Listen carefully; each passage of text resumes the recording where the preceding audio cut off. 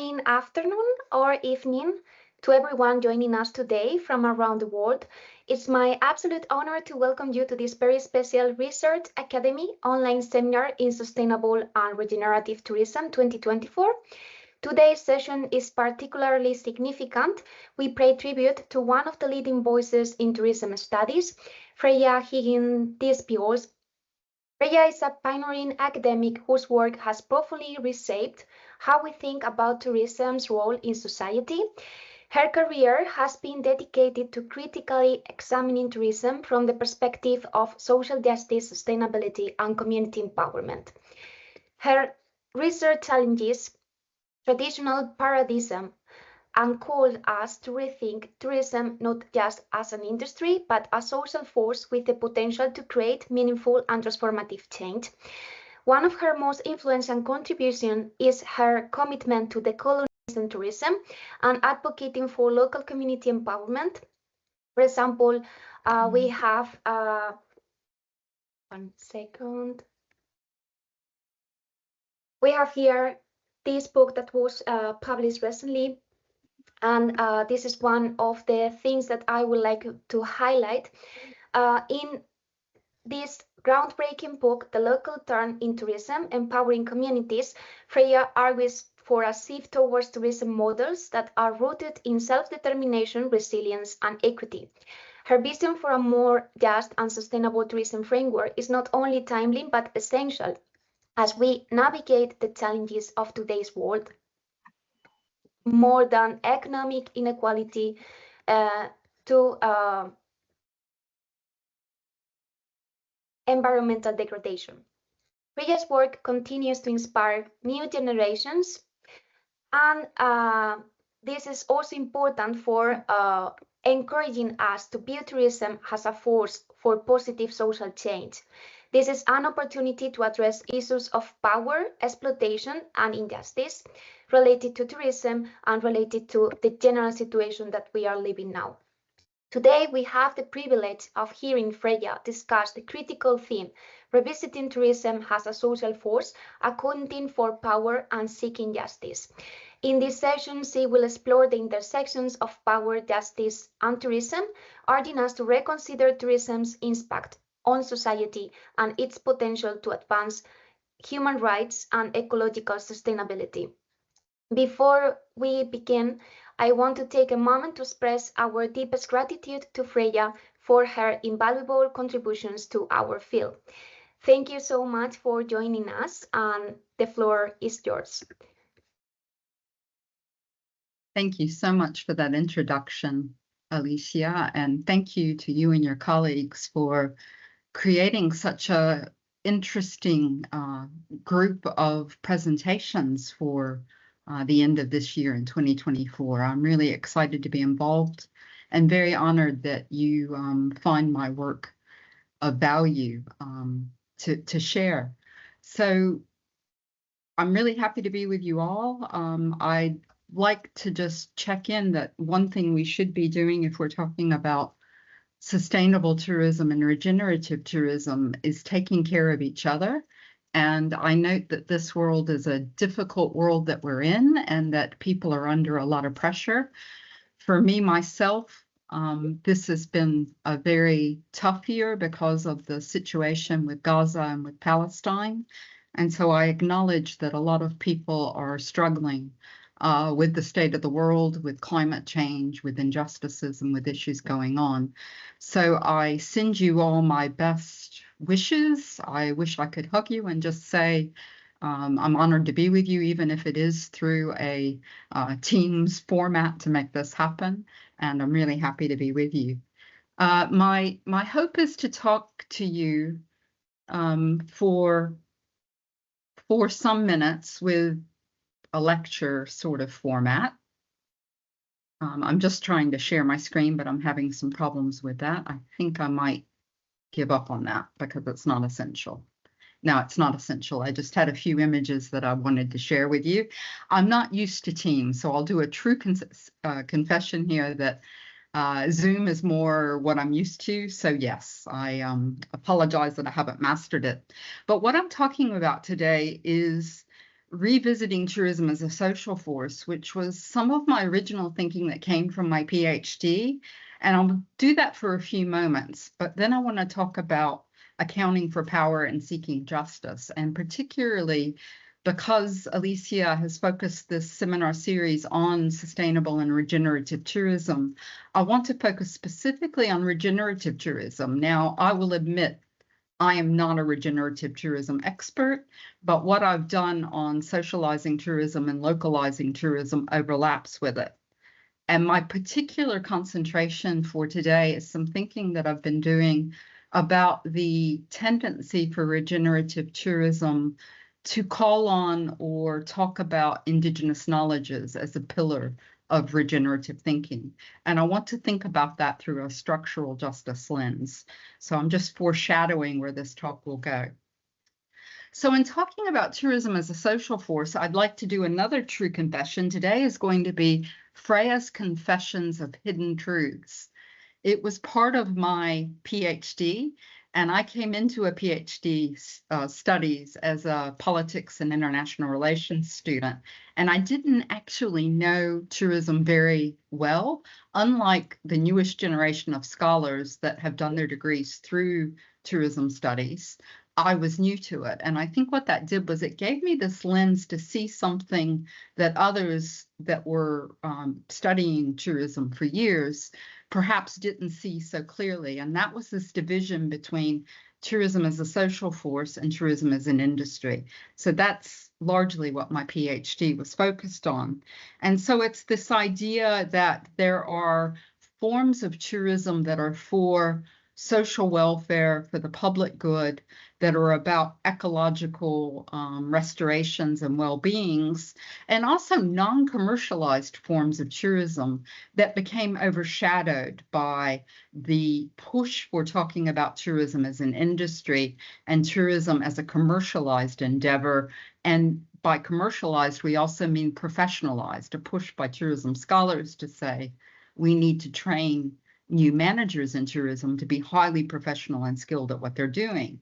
But while that was being emphasized, it overshadowed understandings of these public good and social forms of tourism.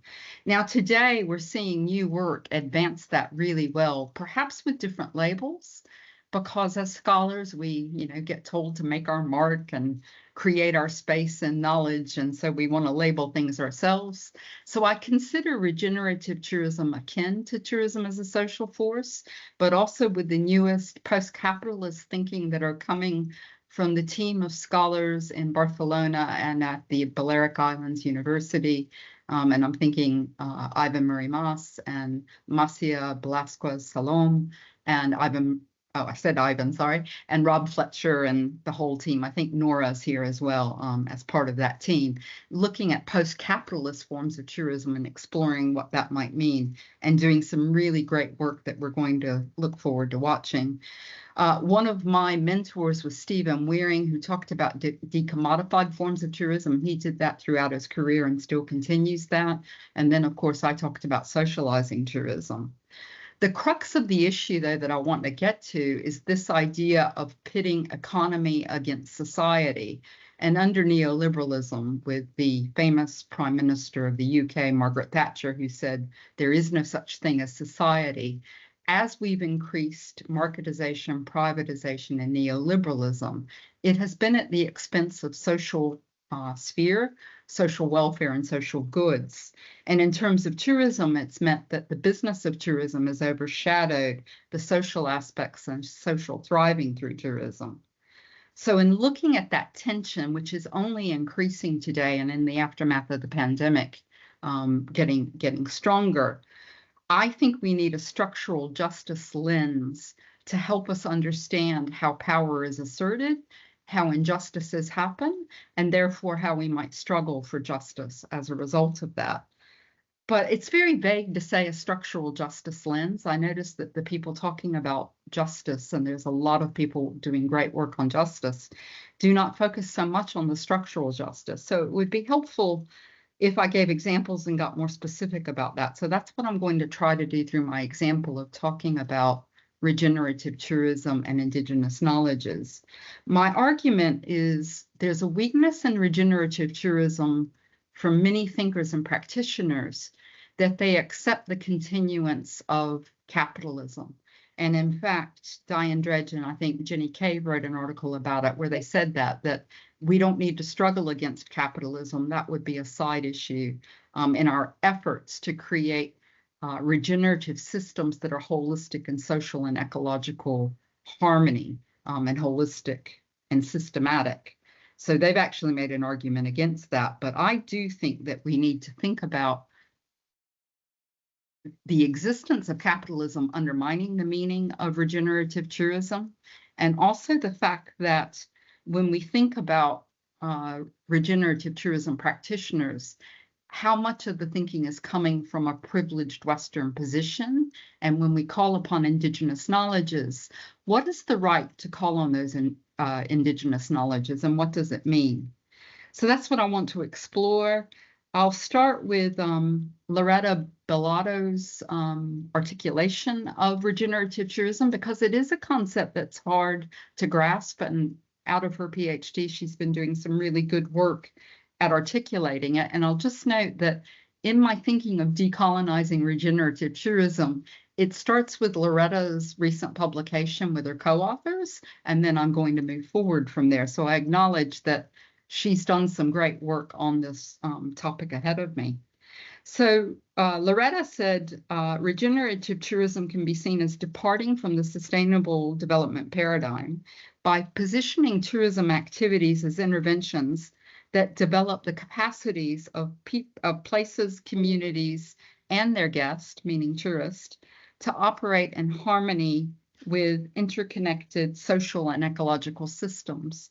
So the key point about this is that tourism and hosting and destinations sit within larger social ecological systems, and that it needs to be sustainable within that. So it's always looking to the external environment to see that sustainability is holistically embedded.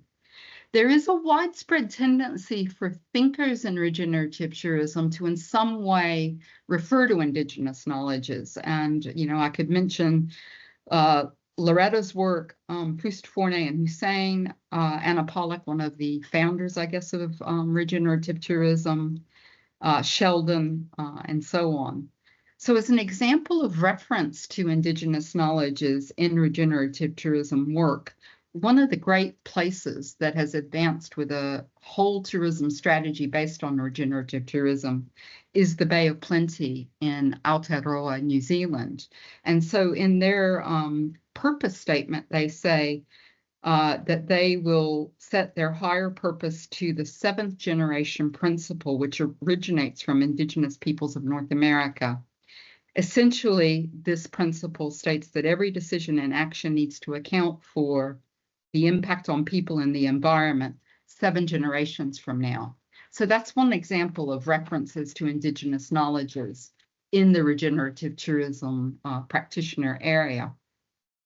However, I want to draw your attention, and this is where I could have used the slide to show you, that there's a new resource just out from Tyson Yunkaporta and the Indigenous Knowledge Systems Lab, which addresses non-Indigenous people engaging with Indigenous knowledge. And I can share that information with any of you. They actually noted the tendency for regenerative tourism to engage, or regeneration first, regenerative practices, and then it applies to regenerative tourism, to draw upon Indigenous knowledges and to seek to include Indigenous knowledges in their projects. So this raised the question for me. It was a prompt for this thinking to ask, as a critical structural justice analysis, if, when, and how Indigenous knowledges might inform regenerative tourism planning and development. So that's the question for my thoughts today. If, when, and how Indigenous knowledges might be incorporated.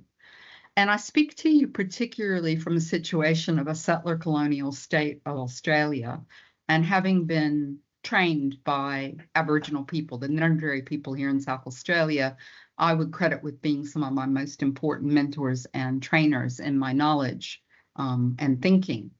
And this question about when is it appropriate when imperialism and colonialism has thieved from Indigenous peoples, genocided Indigenous peoples, and then sought to appropriate their knowledges. That's a bit of an obscenity. So here it's particularly sharp. As I'm talking to many colleagues in Europe, I think that it's a little bit harder because Indigenous knowledges may seem remote in your circumstances, but we're still romantically calling on them as sources of inspiration about how to live in harmony with community and environment. So I think it's pretty global that Indigenous knowledges are drawn upon. So in asking these questions about if and when and how, my framework that I suggest is this appreciation or is this appropriation? That's often talked about the cultural interface, appreciation versus appropriation. So appreciation can be a form where you say, I recognize, and that's an important justice word, recognize. I recognize the wisdoms that Indigenous peoples have, and I value them and I appreciate them. So that's one thing. Appropriating these ideas is taking it a step further, and it says, I appreciate it so much that I'd like to take it and use it and incorporate it into my life. And appropriation might be about words, it might be about philosophies and ideas, or we know it in terms of clothes, music, and so on. And we know in today's world where cultural politics are difficult and we've got the cultural wars, that this is not something we can do anymore, suggesting innocence. It's a problematic space. So in thinking about that, again, my question, if, when, and how we might engage with Indigenous knowledges, I think we have to understand that in colonial and imperial context, which includes almost all of the world, things are already taken. Westerners already assert a right to take things and to incorporate them into their lives and into their living experiences. So that is the situation of power that we have to account for. So with a lot of regenerative practitioners, we need to stop and think about this on what are the basis that we're engaging with Indigenous knowledges. And as I said at the beginning, I'm doing true confessions. I'm guilty of this myself. So any regenerative tourism person listening to me that thinks I'm being critical and harsh on them, please understand that I say my early work did this very thing. It romantically engaged with Indigenous people. I loved what they did. I wrote about how it could reshape tourism and it could create a new way. My thesis was informed by Ngurindjeri Aboriginal experts, and I had permission to draw on that, but I did it very naively. So in fact, what I'm showing you today is a learning journey that I myself have had to do, and I'm guilty of that naivete, that innocent appropriation, which I thought was okay, but was highly problematic and needs to think about. So in saying this, let me articulate the words of a Maori interviewee into a project on regenerative tourism in Aotearoa, New Zealand. The work was done by Jessica Pung and co-authors, and she wrote in her write-up from her research that one Maori interviewee, Indigenous person, said, I feel as if the regenerative tourism idea and the way in which some of the practitioners and consultants were pursuing it actually steals a lot of frameworks and knowledge from Te Ao Maori, which is Maori lives, Maori life ways. So those words, steals a lot of frameworks. So that's a real alert that there's a problem in the space. And that person went on to add to say, the meaning of this knowledge is lost if it's taken by regenerative tourism practitioners, if it is not embedded in the Maori community and the Maori systems of knowledge from which it came and from which it has meaning and value. So that's a very important understanding that indigenous knowledges are embedded in localities and communities, and their meaning is meant for those communities. And you can't generalize them and then universalize them without doing harm to the meaning of it, and perhaps harm to the people who are the custodians of it. So in looking for a solution, because I'm looking for a solution to this, I turned to Potawatomi philosopher and scholar named Kyle Powles White, who writes a lot about the interface between peoples and communities, non-Indigenous peoples and Indigenous knowledges, and does ethical and philosophical takes on that. And he suggests a form of decolonizing allyship. And I think that this is important, so we could move from appreciation and appropriation to decolonizing allyship. And I recommend Kyle's writing for you to see his argument, because as a philosopher, he uncovers the logics of his argument. But he basically says that the only form of allyship that's possible is one that challenges the resilience of settler privilege. So are the colonists or the settlers willing to give up the privileges that they have? So for instance, here in Australia, Aboriginal people will say land back, or Native Americans will say land back. I'll give you that title, Jessica. I'll send through a sheet with my references for you all. And so this idea of decolonizing allyship is about us as regenerative tourism practitioners giving up our privileges and giving up our power. And part of this is refusing the ongoing dynamics of capitalism, extractive and oppressive governance that settlers have brought and still maintain, and that is continually built on taking from Indigenous peoples. Now, there's the crux of the structural justice issue.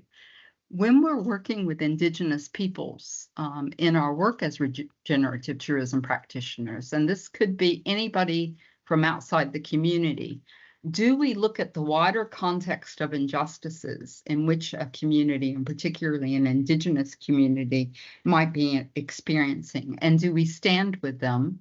And do we see that we give resources to help their sovereign projects that they want for themselves without any benefit to ourselves? So that's what decolonizing allyship looks like. And in my view, it would look like Indigenous communities, Indigenous experts having their knowledges for themselves, and we support it. And we're not trying to take from it, we're not trying to learn from it.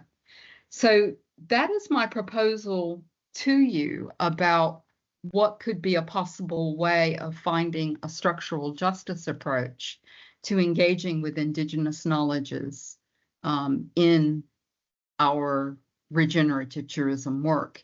And in fact, I liked what Loretta and her colleagues wrote in their Decolonizing Regenerative Tourism work, which I think is very wise to say, there are local knowledges everywhere. There are Indigenous knowledges throughout Europe that have been suppressed. How do we find our ways to tap the knowledges that belong to our own places and our own communities without needing to take or appropriate? And then how can we create allyships in interest for social and ecological justice? So it's a different way of seeing the relationship. Now, if I have my lovely PowerPoint, and I apologize for that, I was going to show what I call a hierarchy of practices of regenerative tourism engagement with Indigenous knowledges. Again, I can send that out to people. I'll do a little paper for you that shares this, but it starts from the most just practices down to the worst practices. So the most just, in my opinion, would be Indigenous regenerative tourism projects that support Indigenous communities. And the people that have written about that in really nice case examples is Jason Mika, who's a Maori entrepreneurship scholar in Aotearoa, New Zealand, who co-wrote with Regina Scavens a paper about the communities running 3 tourism operations on the Whanganui River, and they offer 3 case studies. And that was them using the local iwi's knowledges for their tourism businesses and for their community benefit from it. The second rung on the ladder is Indigenous to Indigenous engagements. And there's a really great project. And again, Regina Scavens, who is one of my heroes and my mentors, Regina has written a report about this project called Native Nations Tracing Indigenous Footsteps. This was founded, I think, by a Maori tourism operator, Nadine Toitoi, who runs Koha Tapu Lodge in the North Island of Aotearoa, New Zealand.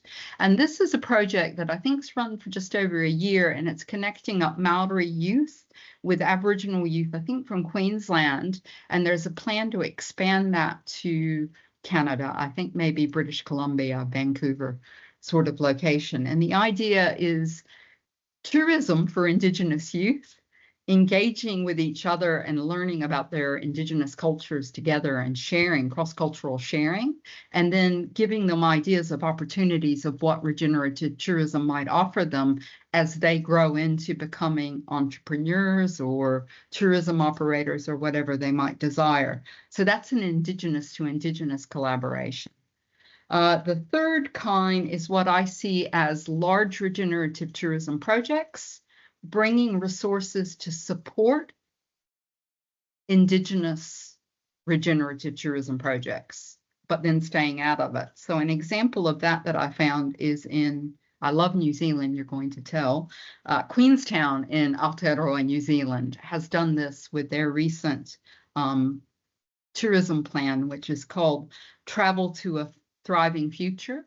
The iwi on the South Island, the Maori iwi, is Kaitahu, and they've been given sovereign projects as part of the regenerative tourism plan for their own work.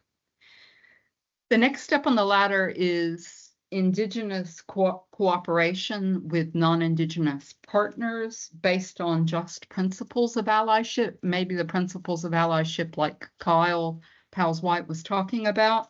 And I think there's a really wonderful example flourishing at the moment, and that's Regenerative Vanua in Vanuatu under Jerry Spooner's leadership. And I think the academic Cherise Adensall and others are working in that project and doing amazing things. So those are collaborations which you can see are based upon allyship and great respect for the Indigenous participants in those collaborative projects.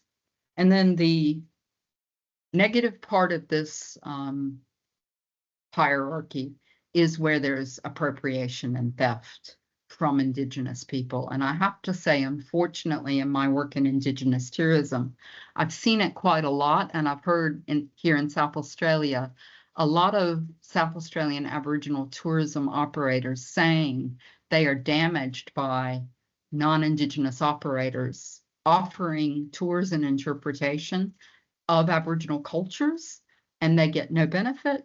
And the content of those tours are actually false and misleading and damaging to the reputation and the thriving of the Aboriginal custodians that are being interpreted.